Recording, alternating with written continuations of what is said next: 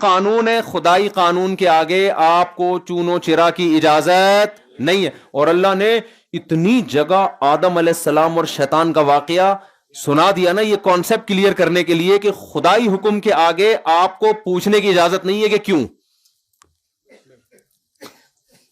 اللہ نے شیطان کو حکم دیا تھا نا سجدہ کرو, فرشتوں کو بھی حکم دیا, فرشتوں نے کر لیا. شیطان نے کیوں پوچھا تھا کہ نہیں پوچھا تھا؟ بھائی شیطان کو بھی اللہ نے کہا سجدہ کرو آدم کو, فرشتوں کو بھی کہا. فرشتے تو زیادہ افضل تھے اس لحاظ سے کہ نور سے بنے ہوئے, شیطان تو پھر تھوڑا آگ سے بنا ہے. تو فرشتوں نے کہا کہ ہم سجدہ نہیں کریں گے, فرشتوں نے سجدہ کر لیا. فسجد الملائکۃ کلہم اجمعون, سب کے سب نے. شیطان نے نہیں کیا. شیطان نے کہا کہ جو جیسے آج کل جو ہمارا لبرل طبقہ ہے نا, جب شریعت کا کوئی حکم آتا ہے تو پھر وہ ایکچولی کر کے کہ ایکچولی داڑھی تو اس دور میں تھی, ایکچولی وہ تو یوں تھا, ایکچولی وہ جو تھا نا وہ جو موسیقی ناجائز ہے اسلام میں, ایکچولی وہ تو یوں تھی, اور پردہ تو ایکچولی اس وجہ جیسے غامدی صاحب اللہ تعالیٰ ان کو ہدایت دیں, وہ ایکچولی کر کے پورا اسلام کا بیڑا 2-4 حکام رہ گئے ہیں آخر میں. جو جناب پروفیسر غامدی صاحب جس طرح کا اسلام مارکیٹ میں لا رہے ہیں نا, ایک آدھی ٹوپی چھوڑی سی رہ جائے گی ٹیشو پیپر, اور 2-4 بس چیزیں رہ جائیں گی, باقی پورا اسلام کیا ہو جائے گا, وہ سارا ایکچولی کر کے نا. ابھی ان کا لیٹسٹ فتویٰ آیا ہے کہ نیل پالش لگی ہو تو بھی وضو ہو جائے گا, صحیح ہے نا. اور قیاس دیکھو کہاں سے کیا جا رہا ہے کہ موزوں پہ نبی نے مسح کیا ہے تو اس میں بھی مسح کر لیں آپ. بھئی قیاس کی شرائط ہوتی ہیں, قیاس میں یہ نہیں ہوتا کہ کہیں کی چیز اٹھا کے آپ کہیں لگا دیں, ایسے نہیں ہوتا. یہ اصول فقہ جو مدارس میں پڑھایا جاتا ہے نا, اس میں قیاس کی شرطیں بتائی جاتی ہیں کہ قیاس کیسے کیا جاتا ہے, کن صورتوں میں جائز ہے, کن صورتوں میں ناجائز ہے, دلالت النص کیا ہوتا ہے, قیاس کیا ہوتا ہے, پوری ڈیٹیل ایسے ہی. ورنہ تو آپ کہیں کی بھی چیز اٹھا کے کہیں لگا دو آپ کہ جی وہ موزوں پہ جب مسح کیا ہے نبی نے تو موزوں پہ تو 3 انگلیوں سے مسح کیا ہے یوں کر کے, پورے موزے بھی گیلے نہیں کیے. تو کل کوئی پروفیسر اٹھے گا کہے گا کہ نیل پالش پہ آپ مسح بھی پورا ضروری نہیں ہے, ایک ناخن سے بھی یوں کر لیں تو بھی مسح کافی ہے, کیونکہ نبی نے تو 3 انگلیوں سے ساکس پہ مسح, جو چمڑے کے موزے یا اس ٹائپ کے جو بھی موزے ہوتے ہیں ان پہ اس طرح سے مسح. تو کوئی تک نہیں ہے. فتویٰ دیا تھا محترم نے کورونا کے دنوں میں کہ آپ ٹیلی ویژن پہ بھی اقتدا کر سکتے ہیں. اور بھائی آپ فتویٰ دینے سے پہلے سوچیں تو صحیح, ٹیلی ویژن پہ کیسے اقتدا ہوگی؟ جماعت تو تمام فقہا کا یہ فتویٰ ہے, اجماع ہے کہ صفوں میں اتصال ضروری ہے. جماعت اس کو تھوڑی کہتے ہیں کہ آدھے آدمی امریکہ میں آدھے یہاں. اب اس کا فتویٰ دیتے ہوئے انہوں نے سوچا نہیں, ایک بندے نے صحیح کلاس لی کہ انہوں نے کہا اچھا اس کا مطلب امام کھڑا ہوا ہے اسلام آباد میں اور آپ اقتدا کر رہے ہیں کراچی میں, تو کراچی بیت اللہ کے قریب ہے, اسلام آباد کیا ہے دور ہے. تو آن لائن میں تو یہ بھی صورت پیش آئے گی کہ مقتدی 1000 کلومیٹر آگے ہیں, 1500 کلومیٹر, اور امام 1500 کلومیٹر پیچھے ہے. تو یہ جو جدید فتوے مارکیٹ میں آ رہے ہیں نا, اول نظر میں یہ بڑے اٹریکٹیو لگتے ہیں, لیکن یہ کھوکھلے ہوتے ہیں, ان کے پیچھے مضبوط بات نہیں ہوتی. تو یہ جو چلا آ رہا ہے نا سلسلہ پراپر, جب تک مفتی نہ بن جائے کوئی اس سے پہلے اس کو فتویٰ دینے کی اجازت نہیں ہے. ہر فیلڈ میں ماہرین ہوا کرتے ہیں, اور یہ جو صحابہ کرام کے دور میں شروع میں تو یعنی وہاں بھی ایسا نہیں تھا کہ ہر ایک کو فتویٰ دینے کی اجازت ہو. چند مخصوص صحابہ تھے, پھر ان صحابہ میں ان کے تابعین میں مخصوص لوگ تھے, وہ تو مخصوص طبقہ ہی. لوگ کہتے ہیں نا دین پر کوئی اجارہ داری نہیں ہے, یہ مولوی ٹھیکیدار بنے ہوئے ہیں. اجارہ تو ایسے تو میڈیکل سائنس پہ بھی کسی کی اجارہ داری نہیں ہے, لیکن اجارہ داری نہ ہونے کا مطلب یہ ہے کہ جو چاہے ڈاکٹر بن جائے. آپ یہ کہیں کہ میڈیکل سائنس پہ کسی کی اجارہ داری نہیں ہے لہذا جو چاہے صحت کے ٹوٹکے بیان کرنا شروع کر دے, یہ غلط ہے. اجارہ داری نہیں ہے, جو چاہے ڈاکٹر بن جائے تو بنے ڈاکٹر بھائی جو. تو اسی طرح دین پر, علم دین پر کسی کی اجارہ داری نہیں ہے. اس کا صحیح مطلب یہ ہے کہ جو چاہے مفتی بن جائے, لیکن بنے تو صحیح. بنے بغیر فتویٰ دے گا وہ فتویٰ قابل قبول نہیں ہوگا. سمجھتے ہو کہ نہیں سمجھتے؟ خیر ہم اپنے ٹاپک کی طرف آتے ہیں. کیا لے کے چل رہا تھا یار؟ میں وہ تو چل رہا تھا, یہاں ایک خاص واقعہ بیان کر رہا تھا میں. ہاں وہ پینے کی مثال دے رہا تھا میں. دیکھو اسلام نے کیا کہہ دیا کہ شراب کیا ہے, اس کے کتنے فائدے ہوئے. اگر ایک قطرہ ہم اپنی عقل سے فیصلہ کرتے تو ایک ایک قطرہ پی کے پھر 2 پہ آتے, 2 پہ 4 پہ آتے, 4 پہ پوری بوتلیں چڑھاتے. کتنے بندوں کو ایکسیڈنٹ میں مار دیتے. ایک شرابی نے شراب پی ہوئی تھی, فائر بریگیڈیئر میں تھا, وہ فائر بریگیڈ میں تھا وہ, تو آگ لگی کہیں, اس نے پی بھائی. اس نے بولا بیٹا اب تو جب تک انرجی نہیں آئے گی نا پبلک کو بچا نہیں سکوں گا میں. اس دن کئی بوتلیں چڑھائیں کہ ایسی کی تیسی, آج تو سب کو, اور گیا 20-25 آدمیوں کو نکال کے باہر لے آیا اور فخر سے کہہ رہا ہے بتاؤ ایسی قربانی کسی نے دی. لوگوں نے کہا کم بخت, تو جو فائر بریگیڈ کا عملہ تھا وہ سارا نکال کے لے آیا باہر. تو سمجھ رہے ہیں سارا فائر بریگیڈ کا عملے کو کیا کیا تم نے. تو یہ کس کا نقصان ہے؟ یہ ایک ایک قطرہ پینے کا نقصان ہے. تو شیطان کا وہاں سنا رہا تھا کہ دیکھو اللہ میاں نے شیطان سے کہا کہ سجدہ کرو. تو جیسے ہمارا لبرل طبقہ ایک دم فوراً ایکچولی پردہ تو اصل میں دل کا ہوتا ہے, آنکھوں کا پردہ نہیں ایکچولی ہے, کیونکہ یہ سو ٹھرکی تھوڑی ہیں. یورپ میں تو اتنی عورتیں آزاد گھوم رہی ہیں, کوئی دیکھتا بھی نہیں ہے, واقعی نہیں دیکھتا. وجہ اس کی یہ ہے کہ وہ اتنے حرام کے ذرائع ہیں کہ ان کو دیکھنے کی ضرورت کیا ہے.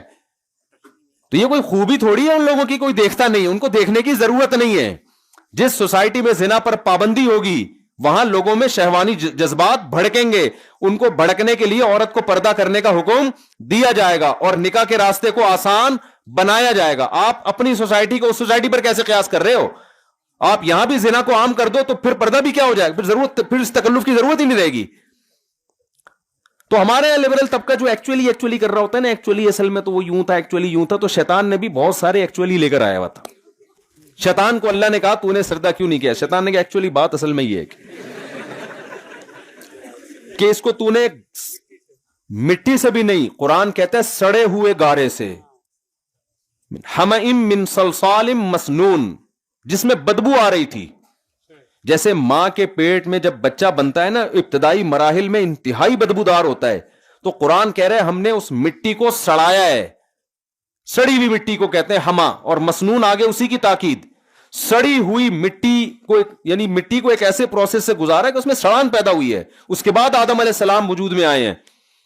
تو شیطان نے کہا ایکچولی بات یہ ہے کہ ان کا جو میٹیریل ہے نا جس سے یہ بنائے گئے ہیں وہ اتنا اچھا نہیں ہے کہ میں جو آگ سے بنا ہوا جس میں اسمیل نہیں ہوتی, بدبو نہیں ہوتی, دھوئیں میں تو ہوتی ہے, تو جس چیز کی دھواں ہے اس میں, آگ میں تو بذات خود نہیں ہوتی نا. تو ایکچولی میری کھوپڑی میں یہ چیز آ نہیں رہی ہے کہ میں اس سے پہلے بھی ہوں, عبادت گزار بھی ہوں, اور یہ زمین میں اس کی آل اولاد فساد بھی کرے گی, اور میں اس کو سر جھکاؤں. ایکچولی بات یہ ہے کہ یہ چیز میری سمجھ میں, میری کامن سینس میں بالکل بھی نہیں آتی. تو اللہ میاں کو بھی چاہیے تھا کہ شیطان کو دلائل سے جواب دیتے. کیا خیال ہے؟ ہم ہوتے تو ہم اللہ میاں کو کہتے, مشورہ دیتے کہ اللہ آپ دلائل سے شیطان کو سمجھائیں کہ بھائی بات اصل, یہ اللہ ہمارے ذمہ لگا دیتے کہ تم بتا دو. ہم شیطان کو کیا کہتے ہیں, ایکسکیوز می سر, بات یہ ہے, تھوڑی بات سمجھنے کی کوشش کریں. بات اصل میں یہ ہے کہ ٹھیک ہے آپ آگ سے بنے, یہ سڑے ہوئے گارے سے بنا, لیکن خدا کے آپ پر احسانات اتنے زیادہ ہیں. اللہ نے آپ کو بنایا نا آگ سے, آپ خود سے تھوڑی بنے ہو. تو جس اللہ نے بنایا ہے بھائی, جب وہی آرڈر دے رہا ہے تو پھر اس کے آرڈر کے مقابلے میں آپ یہ کیوں ایکچولی لگا کے رکھا ہوا ہے آپ نے؟ شیطان آگے سے جواب دیتا کہ میں مانتا ہوں اللہ نے بنایا, لیکن جب اللہ کو مجھے اس کو سجدہ ہی کروانا تھا تو مجھے بھی مٹی سے بنا دیتا. بتاؤ قیامت تک کسی کا باپ بھی اس عقدے کو حل کر سکتا تھا؟ آپ کا ایکچولی وہ دو ایکچولی لگا دیتا, ایکسکیوز می لگاتے ہوئے, اس کے بعد ہوتا پھڈا, ہاتھا پائی, لڑائی, جنگ, توپے, بم. یہ نتیجہ نکلتا آخر میں. دلائل سے دنیا میں ہر آدمی بات کو نہیں سمجھتا. دلائل کی دنیا میں چھوڑ دو گے پاگل ہو جاؤ گے. کسی حد تک تو دلائل چلتے ہیں, اس کے بعد اپنی عقل کے گھوڑے وہ ان کو لگام دینی پڑتی ہے کہ بس بھائی آگے نہیں, اس سے آگے جانے کی اجازت نہیں ہے. وہ کیا ہے, جب انسانوں میں آپس میں ڈیبیٹ ہوگی دلائل کے انبار لگا دو, جہاں خدا کا معاملہ آئے گا وہاں اپنی عقل کو بچھا دیا جائے گا زمین پہ. بھائی خدا نے کہہ دیا بس, اللہ سے آگے ہماری عقل نہیں ہو سکتی. تو یہ ہم لوگوں کو بیوقوفی کی ترغیب نہیں دے رہے کہ عقل استعمال ہی نہ کرو. ہم کہتے ہیں انسان کوئی فلسفہ لے کر آتا ہے, آپ بھی ایک فلسفہ پیش کرو. انسان کوئی بات کرتا ہے, آپ بھی دلائل کی دنیا میں رد کرو. جہاں بات اللہ کی آئے گی, گاڈ کی آئے گی, گاڈ نے کہہ دیا, اب آگے بحث کا آپشن آپ کے پاس ختم ہو گیا ہے. تو اللہ میاں نے شیطان کو دلائل نہیں سمجھائے, کہ نہیں یہ تو یوں ہے تو یوں ہے، دیکھ میں نے تجھے، اللہ میاں نے شیطان کو کیا کہا؟ فخرج منہا انک رجیم. تیری جو دلیل ہے نا کہ میں انا خیر منہ، اللہ یہ نہیں کہا کہ نہیں تو خیر نہیں ہے، تو بدتر ہے، خیر تو آدم ہے، یہ کچھ بھی نہیں اللہ نے کہا. اللہ میاں نے اس کو یہ کہا کہ تو یہاں سے نکل جا. وَإِنَّ عَلَيْكَ لَعْنَتِي إِلَى يَوْمِ الدِّينِ، روز جزا تک میری لعنت تجھ پہ پڑتی رہے گی. شیطان کو چاہیے تھا جب خدا کو اس غضب کی حالت میں دیکھا تو اپنی بات سے رجوع کرتا، لیکن شیطان کا جو لبرل پنا ہے نا، جو اس کو پڑھا لکھا ہونے کا جو ایک ناز تھا کہ میں پڑھا لکھا ہوں اور میں کیوں خدا کی بات مانوں، اس تکبر نے اس کو کیا کر دیا؟ ہلاک. جب دیکھا کہ اللہ غضب میں آ کے نکال رہا ہے، دیکھو ایک بیٹا باپ کے سامنے اونچی آواز سے بات کرتا ہے، باپ کہتا ہے بیٹا جو بھی ہے اپنی آواز کیا کرو پست. بیٹا جواب میں کہتا ہے کہ میں بات صحیح کر رہا ہوں، مجھے کوئی نہیں روک سکتا. تو باپ بعض دفعہ غصے میں آتا ہے اور تھپڑ لگا دیتا ہے، یہ کہتا ہے نکل جائے یہاں سے. عقل مند بیٹا ہوگا کہے گا یار ابا کو آج میں نے زیادہ غصہ دلا دیا، اب اس بحث میں پڑے بغیر کہ صحیح کون ہے غلط کون ہے، اب کیا کرو ابا کو منانے کی کوشش. لیکن متکبر فرعون کیا ہوگا؟ وہ باپ کے سامنے یا ماں کے سامنے تواضع کے بجائے اور زیادہ اکڑ دکھائے گا، جو کہ مارکیٹ میں آج کل چل رہا ہے. باس کے سامنے یہ جھکے ہوئے ہوتے ہیں ماشاءاللہ. کسی کا تکبر ٹوٹتا ہوا دیکھنا ہونا اپنے باس کے سامنے دیکھ لیا کرو. وہاں نہیں آتا کہ میں غصے میں آپ سے باہر ہو جاتا ہوں، میں غصے میں یوں ہو جاتا ہوں. جس سے آپ کا کوئی نفع وابستہ ہے نا، اس کے سامنے بلڈ پریشر کبھی ہائی ہی نہیں ہوتا ہے. اگر ہوگا بھی تو زندگی میں ایک دفعہ، پھر جب اس کا نقصان ہوگا نا تو دوبارہ کبھی نہیں ہوگا. یہ سارے ابا اما اور یہ بھائی اور بہنوں یہی چل رہے ہیں آج کل. ان کے سامنے ساری ٹرک بیوی کو چھ تھپڑ کھینچ کے لگا دیے، بیوی کو ڈانٹا تو بیگم صاحبہ نے آگے سے رپلائی کر دیا. ایک لطیفہ سنا دوں، حضرت فیروز میمن صاحب کا پیش کردہ لطیفہ ہے. دو دوست ملے، انہوں نے کہا آج کل تیری کیسی گزر رہی ہے گھر میں نا. تو ایک دوست تھا اس کی اچھی نہیں گزر رہی تھی، وہ بیوی کا غلام بنا ہوا تھا بیچارہ. لیکن اس نے کہا اگر میں یوں بتاؤں گا میں غلام بنا ہوں تو میری بےزتی ہوگی، تو بتاؤ اس اسٹائل سے کہ وہ بےزتی نہ ہو. تو اس نے کہا یار بس میں جب صبح اٹھتا ہوں تو میں ناشتہ میں خود بناتا ہوں. اس کا فائدہ یہ ہوتا ہے کہ اپنی مرضی کا ناشتہ ہوتا ہے، تو چائے بھی میری مرضی کی ہوتی ہے، ٹائم بھی میری مرضی کا، تو مجھے فائدہ ہوتا ہے. تو پھر جب میں بنا ہی لیتا ہوں تو میں کہتا ہوں چلو بیگم کو بھی کھلا دو، تو اس کے دل میں محبت پیدا ہو جاتی ہے. تو اللہ کا بڑا فضل ہے. پھر شام کو آتا ہوں تو چائے تو میں اپنے ہاتھ کی پیتا ہوں، تو اس لیے میں ایک کے بجائے پھر 2 کپ بنا دیتا ہوں کہ چلو یار. رات کا کھانا میں صرف اس لیے بناتا ہوں کہ برتن بھی تو وہ دھوتی ہے نا میرے ساتھ، تو چلو یار کھانے میں ہاتھ اس کے ساتھ بٹا دوں. تو اللہ کا بڑا فضل ہے، بڑی اچھی گزر رہی ہے. اب تو سنا تیری کیسے گزر رہی ہے؟ اس نے کہا میری بھی ایسی کتوں کی طرح گزر رہی ہے جیسے تیری گزر رہی ہے، لیکن مجھے ایسے بتانا نہیں آتا نہیں آتا جس طرح تجھے آتا ہے. تو شیطان نے، اللہ میاں نے بھی شیطان کو آگے سے مزید دلائل نہیں دیے. ان علیک لعنتی، دفع ہو جا یہاں سے، نکل جا. اب شیطان کو دیکھیں، بھائی تو نکل جا یہاں سے، بعد میں توبہ کر لینا. جب تیرا بعض دفعہ آدمی غصے میں ہوتا ہے نا، تو چل بھائی تو تھوڑا سا سیاست سے کام لے لے، چلا جا، بعد میں اللہ کو منا لینا.